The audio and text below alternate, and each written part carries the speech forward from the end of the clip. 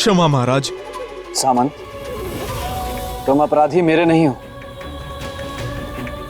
देवी मत्स्यगंधा के, इसलिए क्षमा भी उनसे मांगो, मुझसे नहीं। हे देवी, इस पापी अधर्मी को क्षमा कर दीजिए। मैं लोभी हूँ, स्वार्थी हूँ, मुझे क्षमा कर दीजिए देवी, मुझे क्षमा कर दीजिए। उठो सामंत,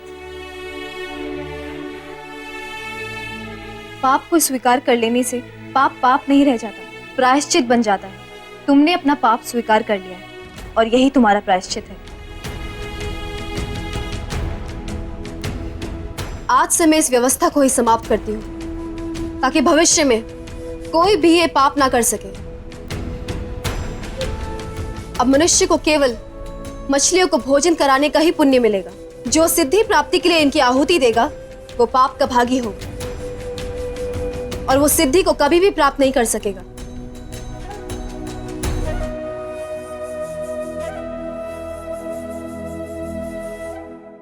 हम सबका जीवन बचाने के लिए एक बार पुनः बहुत बहुत धन्यवाद। राजा भोज की, राजा भोज की। प्रजाजनों, जय जयकार के असली अधिकारी हमारे गुरुदेव ऋषि ज्ञानवेश्वर हैं। इन्हीं के आशीर्वाद से मैं इस दुर्गम कार्य को करने में सफल हो सका।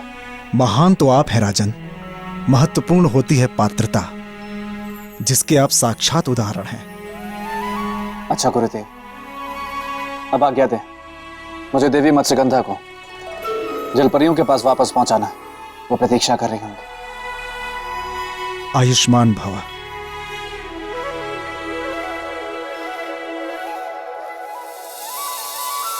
आपका बहुत बहुत धन्यवाद राजन, जो आपने इस पवित्र शंखलोक को एक असुर से मुक्त कराया, हमारे जीवन की रक्षा की, और वो भी निस्वार्थ। शंखदेव, मैंने तो बस अपने मनुष्य होने का धर्म निभाया,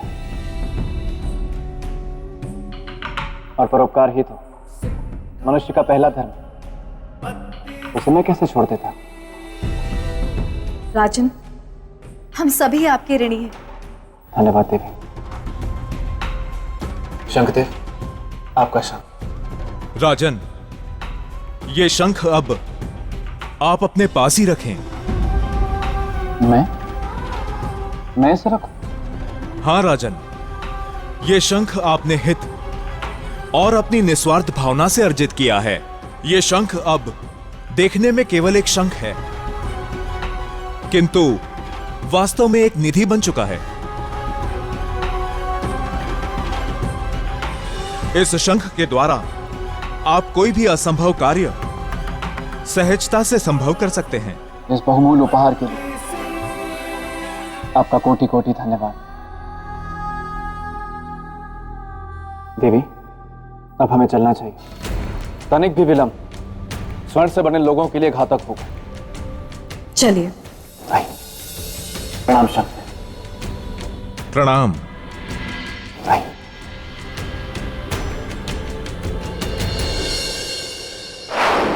राजन, रुकिए जरा, थमिए जरा। आप सोच रहे होंगे कि आपने परोपकार की परीक्षा तो पार कर ली और अब आप परोपकार की सीढ़ी भी चढ़ जाएंगे, लेकिन ऐसा नहीं है। आपने परोपकार की परीक्षा जरूर पार कर ली, परंतु अब भी आप परोपकार की सीढ़ी नहीं चढ़ सकते। क्यों? क्योंकि परोपकार की परीक्षा को पार करने के लिए आपको निर्णय की परीक्षा का पार करना भी बहुत जरूरी है, जो कि परोपकार की परीक्षा का ही हिस्सा है। मैं परीक्षा के लिए तैयार।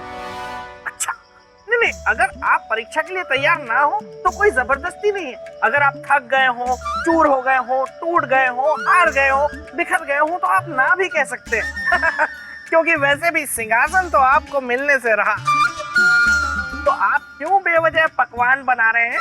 श्रीमान बेताल, मैं परीक्षा तो दूंगा ही, क्योंकि जिस महान सिंहासन को प्राप्त करने की मैं चेष्टा कर रहा हूं, वो आप जैसे महान मित्र के महान मित्र का महान सिंहासन।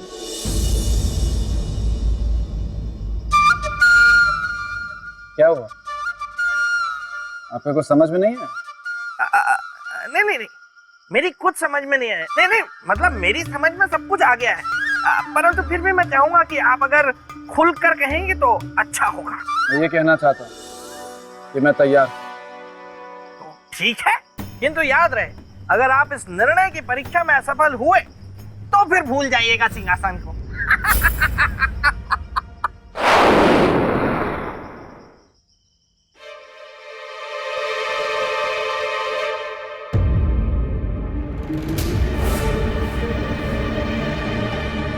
आइए। आप आ गए राजन। कैसे नहीं आता ऋषिवर, आपका आशीर्वाद जो मेरे साथ था। एक असुर का तो मैंने अंत कर दिया, अब इस अभिशाप रूपी असुर का अंत करना बाकी है।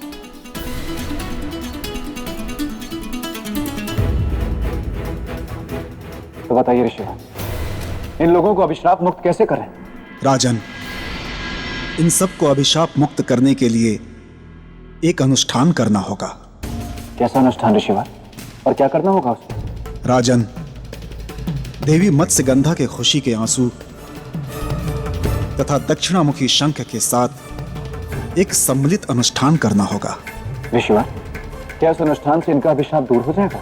अवश्य राजन, क्योंकि इस अभिशाप का कारण ही है मत्स्यगंधा का क्रोध तथा दक्षिणामुखी शंख का दुरुपयोग। इस अनुष्ठान से इन दोनों की अशुद्धता पवित्र हो जाएगी तथा शांत भी। तो चलिए ऋषिवर, बिना विलंब किए इस अनुष्ठान को करते हैं। किंतु राजन, यह अनुष्ठान प्रातः काल ही हो सकता है। राजन, हाँ ऋषिवर। इस अनुष्ठान में एक गंभीर समस्या है। क्या ऋषिवर? राजन, आपने जो अपने परोपकार से पुण्य प्राप्त किए हैं, वो सभी पुण्य समाप्त हो जाएंगे।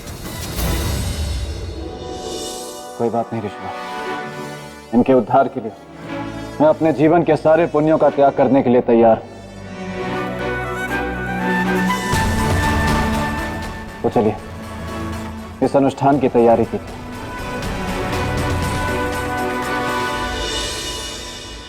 राजा वो ईमान बेताल, आप यहाँ क्या कर रहे हैं? राजन, मैं जो भी कुछ कर रहा हूँ, लेकिन आप ये उचित नहीं कर रहे हैं। आपका निर्णय अनुचित है। ये आप क्या कह रहे हैं? मैं सच कह रहा हूँ, आप कुछ भूल रहे हैं। मैं क्या बोल रहा हूँ? बताइए राजन, कहाँ है वो पवित्र निधि जिसे लाने का आपको प्रयत्न करना था, जिसमें दूसरों के हित की भावना हो, निस्वार्थ कार्य की भावना हो? कहाँ है वो निधि? आप भूल रहे हैं राजन, वो निधि आप ही के पास है और उसी में सारा पुण्य छिपा हुआ है। ये शंख आपने हित और अपनी निस्वार्थ भावना से अर्जित किया है। ये शंख अब देखने में केवल एक शंख है, किंतु वास्तव में एक निधि बन चुका है। इस शंख के द्वारा आप कोई भी असंभव कार्य सहजता से संभव कर सकते हैं। याद आया आपको? राजन, एक बात जान लीजिए कि वो निधि आपके पास है, लेकिन उसका सारा पुण्य कल अनुष्ठान शुरू होते ही समाप्त हो जाएगा। हाँ, और साथ ही समाप्त हो जाएगी आपकी सिंहासन को पाने की लालसा। नहीं, ऐसा नहीं हो सकता। लेकिन किंतु परंतु उसके लिए आपको उसे लेकर अभी इसी वक्त यहाँ से जाना होगा। जाना हो? इन्हें इस तरह आधा सजीव और आधा निर्जीव छोड़कर? हाँ, क्यों नहीं जा सकते? हाँ, ठीक है, कोई बात नहीं, लेकिन फिर सोच लीजिए, आप अपनी प्रजा को उस दिव्य सिंहासन का लाभ नहीं दे पाएंगे राजन। नहीं, ऐसा नहीं। ऐसा हो या ना हो, लेकिन एक बात तो तय है, अगर आप इन सब के प्राणों को बचाने जाएंगे तो सिंहासन को तो कभी नहीं पा सकेंगे। तो अब आप सोच लीजिए, आपको क्या चाहिए? इनके प्राण बचाने हैं या सिंहासन को पाना है?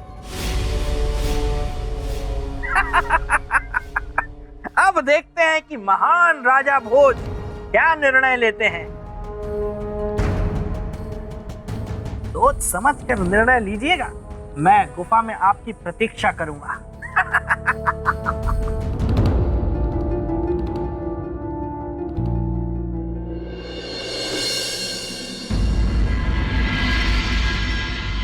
नारायणं नमस्कृत्य नरं चैव नरोत्तमं देवीं सरस्वतीं स्वाहा। देवी, आपके खुशी के आंसू ही इन सभी के जीवन के रक्षा सूत्र हैं। यदि आप हृदय से प्रसन्न होकर अपने आंसू देंगी तो। क्यों नहीं देंगे? प्राण हम में भी है, भावना हम में भी है। मोल जानते हैं आंसुओं के भी और किलकारियों का भी।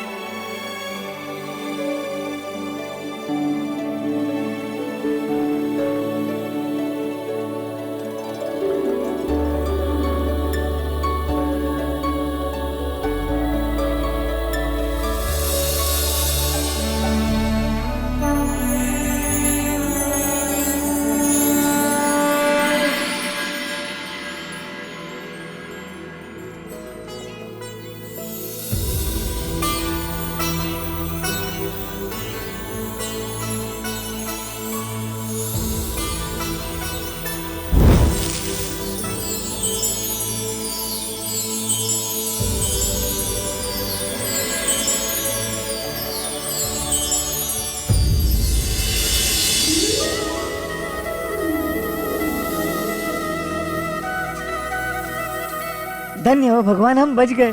हाँ मित्र, भगवान की कृपा से हम बच गए। जय हो, जय हो, जय हो।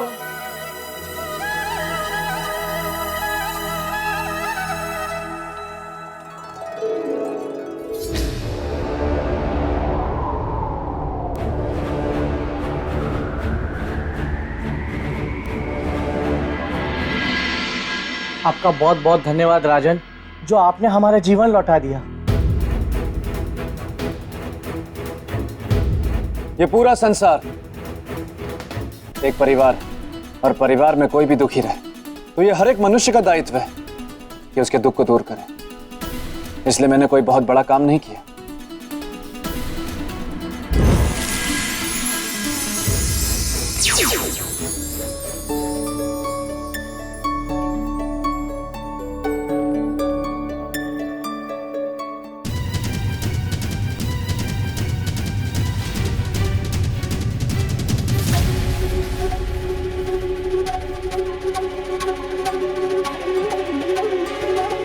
क्षमा महाराज। सामंत, तुम अपराधी मेरे नहीं हो, देवी मत्स्यगंधा की। इसलिए क्षमा भी उनसे मांगो, मुझसे नहीं। हे देवी, इस पापी अधर्मी को क्षमा कर दीजिए। मैं लोभी हूँ, स्वार्थी हूँ। मुझे क्षमा कर दीजिए देवी, मुझे क्षमा कर दीजिए। उठो सामंत, पाप को स्वीकार कर लेने से पाप पाप नहीं रह जाता, प्रायश्चित बन जाता है। तुमने अपना पाप स्वीकार कर लिया है और यही तुम्हारा प्रायश्चित है। आज से मैं इस व्यवस्था को ही समाप्त करती हूँ, ताकि भविष्य में कोई भी ये पाप ना कर सके। अब मनुष्य को केवल मछलियों को भोजन कराने का ही पुण्य मिलेगा।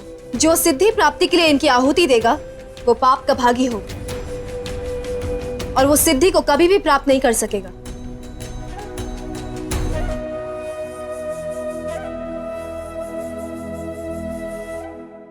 हम सबका जीवन बचाने के लिए एक बार पुनः बहुत बहुत धन्यवाद। राजा भोज की, राजा भोज की।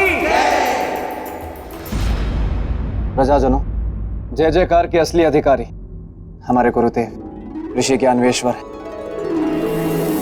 इन्हीं के आशीर्वाद से मैं इस दुर्गम कार्य को करने में सफल हो सका। महान तो आप है राजन, महत्वपूर्ण होती है पात्रता। जिसके आप साक्षात उदाहरण हैं।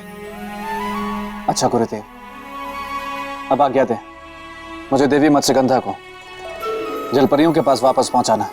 वो प्रतीक्षा कर रही होंगी। आयुष्मान भव।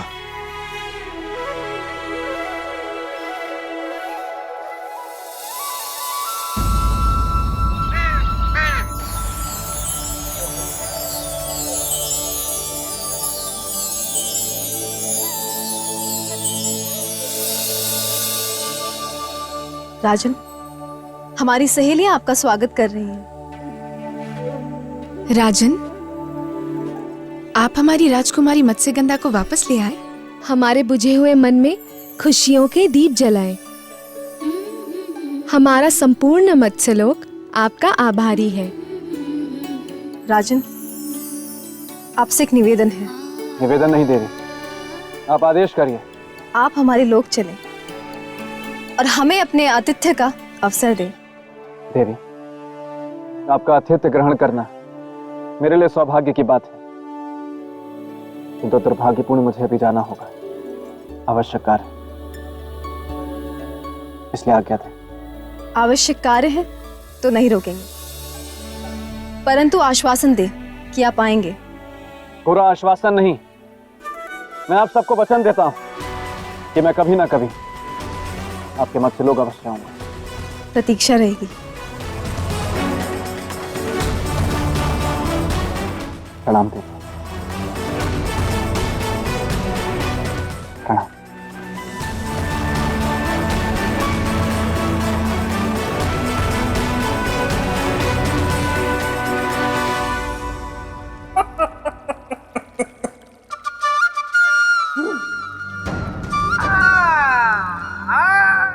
आइए राजन, आइए। आखिरकार आपने वही किया जो आपके मन ने कहा। अब आपको अपने निर्णय पर अफसोस हो रहा होगा, परंतु अब पछताए होत क्या जब चिड़िया चुग गई खेत। नहीं श्रीमान विधाता, मुझे अपने निर्णय पर कोई पछतावा नहीं। बस अफसोस इस बात का है कि अपनी प्रजा को ये दिव्य सिंहासन नहीं दे पाया।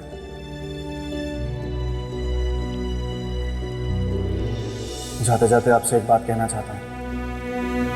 मैं आपका बहुत बहुत आभारी हूं कि आपसे बहुत कुछ सीखने को मिला। अच्छा, आप कह दीजिए।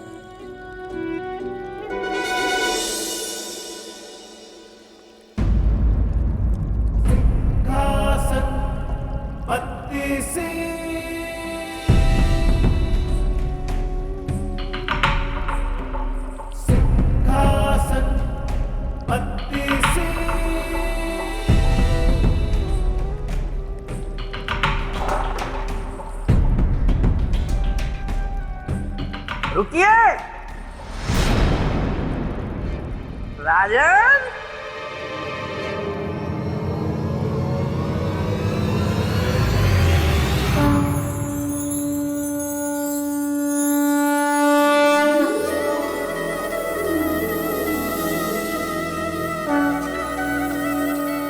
श्रीमान, ये शंख? हाँ राजन, शंख। चौंकिए मत राजन, आप तो ऐसे चौंक रहे हैं जैसे मैं आपको शंख नहीं बल्कि बिच्छू दिखा रहा हूं। ये शंख आपका है राजन। आपने इस निधि को कमाया है, लीजिए।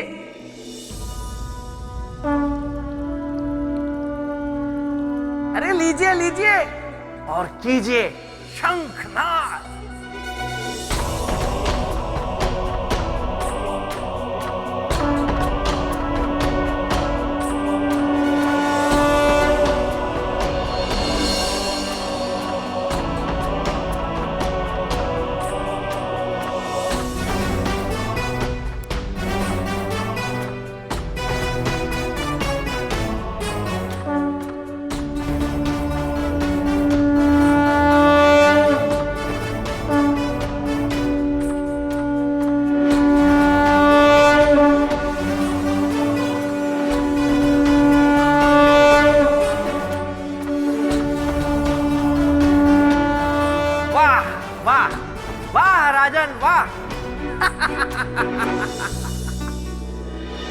आपने ना सिर्फ निर्णय की परीक्षा पार की, बल्कि परोपकार की परीक्षा भी पार कर ली है। और अब ना चाहते हुए भी मुझे ये कहना पड़ रहा है कि आप परोपकार की सीढ़ी चढ़ सकते हैं। धन्यवाद। अरे अरे अरे अरे, रुकिए रुकिए राजन, इतनी भी क्या जल्दी है सिंहासन प्राप्त करने की, और ऐसी भी क्या जल्दी है सारी सीढ़ियां चढ़ जाने की। सुनिए, आपने परोपकार की परीक्षा तो पार कर ली, लेकिन राजन, ये मेरे मित्र का सिंहासन है जिसे पाना आपके लिए असंभव है। मेरे महान मित्र का सिंहासन। आगे की परीक्षाएं और भी कठिन है। मैं हर परीक्षा में सफल होऊंगा।